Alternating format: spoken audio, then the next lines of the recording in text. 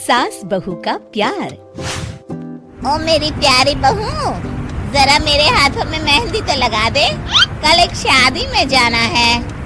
अभी आई माँ जी। ममता मोनिका के हाथों पे बहुत सुंदर मेहंदी लगा देती है। मैं वारी जावा, ऐसी गुणवान बहू मिली है मुझे। अरे मुझे भी तो इतनी प्यारी सास मिली है।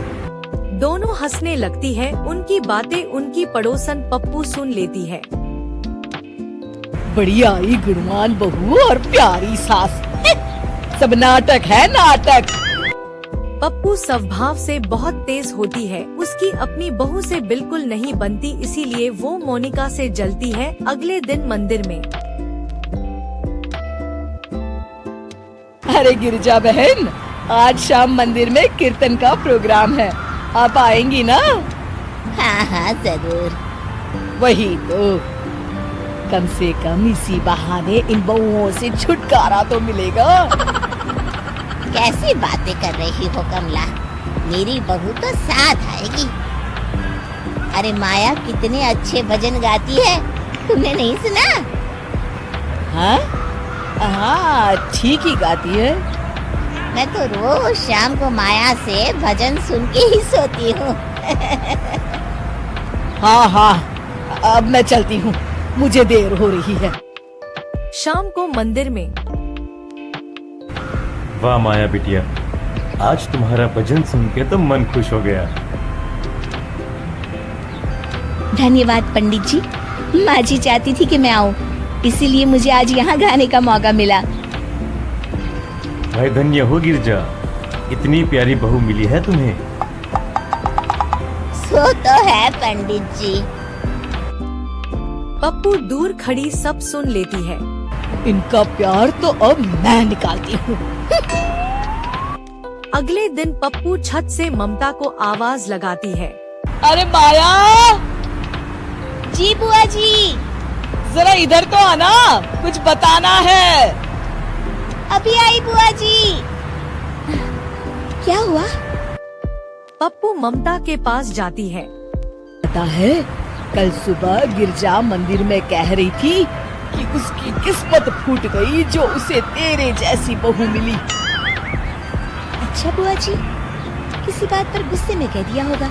आप तो जानती हैं, माँ जी मुझे कितना प्यार करती हैं। अरे वो चाहती ही नहीं थी कि तू मंदिर में आए, वो तो मेरे बहुत कहने पर तुझे लेकर आई। दरअसल बुआ जी, घर पर बहुत काम रहता है ना, इसलिए माँ जी ने सोचा होगा मैं थक जाऊंगी। देखिए ना, कल हम मंदिर से देर रात घर आए तो उन्होंने कोई काम मुझे अकेले नहीं करने दिया। खाना उन्होंने खुद बनाया। अरे ये कलमुही तो अपनी सास की बुराई करने को तैयार ही नहीं। और कुछ बुआ जी? हैं? नहीं नहीं, और कुछ नहीं। अब तो जा यहाँ से। अगले दिन मंदिर में। अरे ओ गिरजा, कल तेरी बहू आई थी मेरे पास। माया आई होगी, वो सबसे हंसती बोलती रहती जो है। अरे हंसना बोलना क्या, तुझे कोस रही थी। ऐसा हो ही नहीं सकता, तुझे सुनने में कोई गलती हुई होगी। कसम से गिरजा, वो कह रही थी मुझे तो मेरी सास ने नौकर समझ लिया है।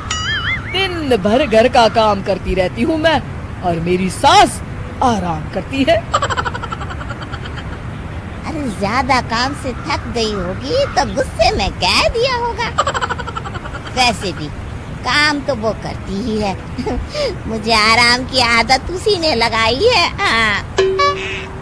जो भी हो, थोड़ी नकेल कस ले, बाद में ये बहुएं सास को घर से ही निकाल देती है। कैसी बातें करती हैं कमला।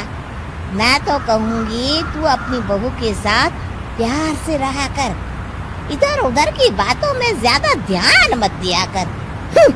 बड़ी आई मुझे सिखाने, मैंने तो तेरी भलाई के लिए कहा था। नहीं सुनना तो जा यहाँ से। अगले दिन। क्या हुआ माँ जी? कमला बुआ जी क्या कह रही थी? तू तो जानती है कमला और उसकी बातें।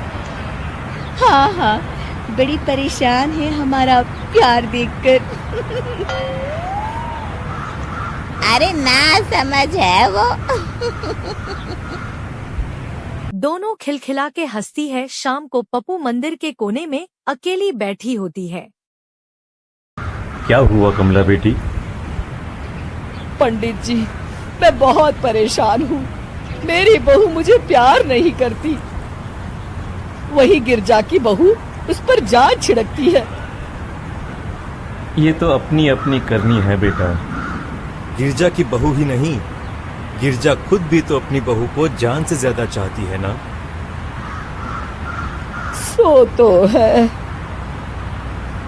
बस बिटिया, इसी में सारा भेद छुपा है। प्यार दो तो प्यार मिलेगा ही। और कभी आपस में मन मुटाव हो भी जाए तो उस बात को भुला दो। गलतियां तो हम सबसे होती हैं, आखिर हम सब इंसान ही है ना। ये तो आप सही कह रहे हैं पंडित जी। अब जाओ और दूसरों की बगिया में आग लगाने की जगह अपने बगीचे के पौधों को सींचो। जी पंडित जी। शिक्षा दूसरों को अच्छा देख उनसे ईर्ष्या करने की जगह खुद को अच्छा बनाने का प्रयास करें।